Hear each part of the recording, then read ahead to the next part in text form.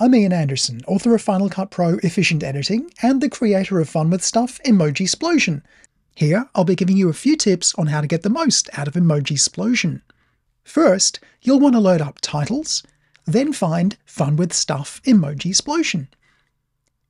Each of the templates is a bit different, and they're all sorted into categories. When you're choosing a template, remember that all of them support any emoji you like, so pick a template based on the style of animation that it offers. Drag the template you want to try out into a timeline. Landscape or portrait are fine.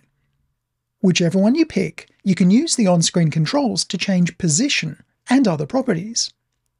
Dragging the circle changes scale, but on some templates this is the scale of the particles, and on others it's the scale of the shape, whatever makes the most sense. This angle line usually changes speed, but on some templates, like rainfall, it changes angle. No matter what, you can always find all the controls in the inspector, so let's have a look through them. The first one is the most important, particle source. There's a big menu of common emojis to choose from, and you can use any of them in any template. If you want to use something else, choose custom text. Every template comes preset with a useful alternative emoji that's not on the regular menu, but you can type in whatever emoji you want in the custom text field at the bottom of the inspector. You can bring up the system emoji picker by typing Control-Command-Space or choosing Edit, Emoji and Symbols. All the built-in emoji work, and so do Unicode characters, or even regular characters in any font you wish. Back at the top, drag directly on the numbers to change the parameters. Hold Shift to change the numbers fast, Option to go slow. Speed controls how fast the particles move. Gravity controls how much they fall. Scale controls their size. Initial birth rate is how many will be emitted per second at the start of the template. Lifespan is how many seconds they will live for. Slow birth rate is the time when the birth rate starts to slow down, and end birth rate is the time when no more particles will be made. Timing is important, and a bit different from what you might expect.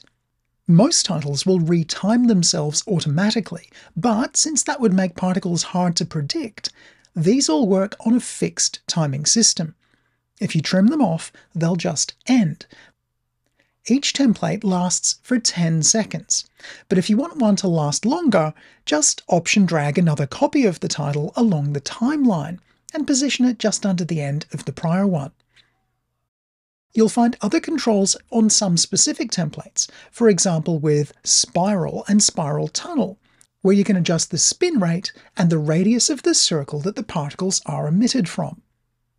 Under the main controls are the randomness controls, and each of these controls just how much different each particle is from one another in terms of size, angle, if they spin, and so on. If the particles aren't getting as small as you think they should, turn down the scale control under randomness. There's also a random seed value here, and pressing the little double arrow icon picks a new number, giving you a new random look. Angle of view, under camera controls, can exaggerate or reduce the 3D effect, so choose whatever works for you. Note that the depth of field might be a little slow and might look a bit odd if you do turn it on, and this is a limitation I unfortunately can't work around.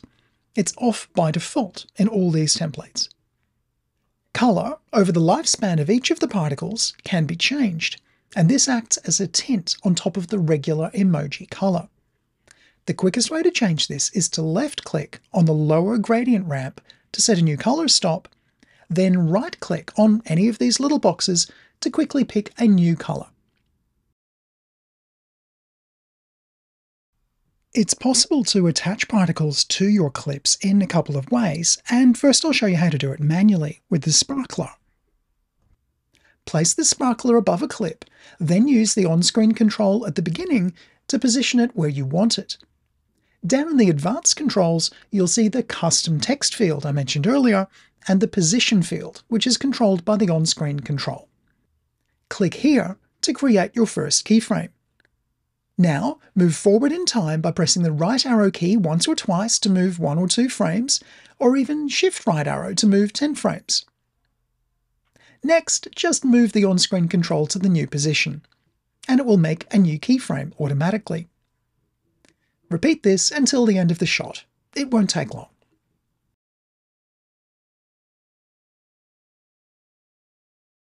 The object tracker works well with the single static title, which you could use to cover someone's face.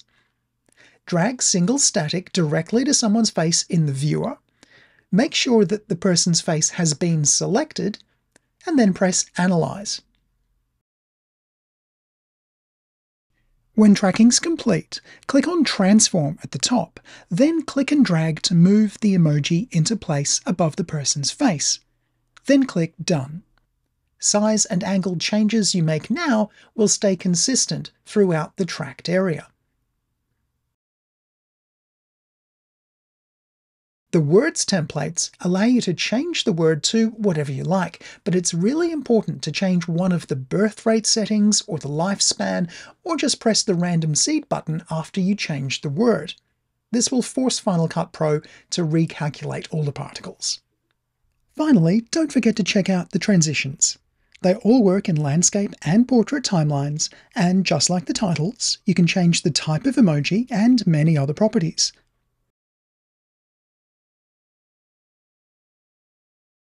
The angle of the line and arc wipes can be changed completely, so you can use them in any direction.